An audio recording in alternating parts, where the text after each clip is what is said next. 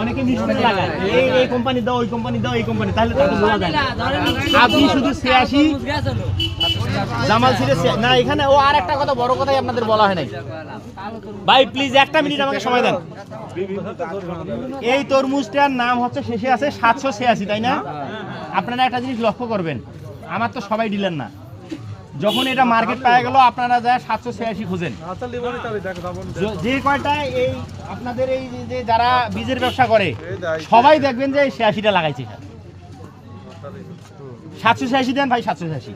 কিন্তু অরিজিনাল যেটা 786, এটার একমাত্র স্বত্বাধিকারী হচ্ছে জামাল সিড।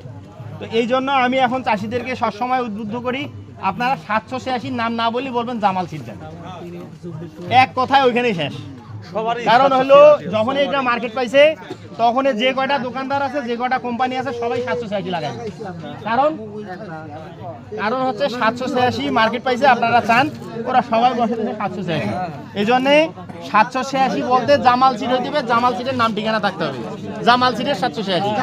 শুধু 786 বললে সেটা হবে না।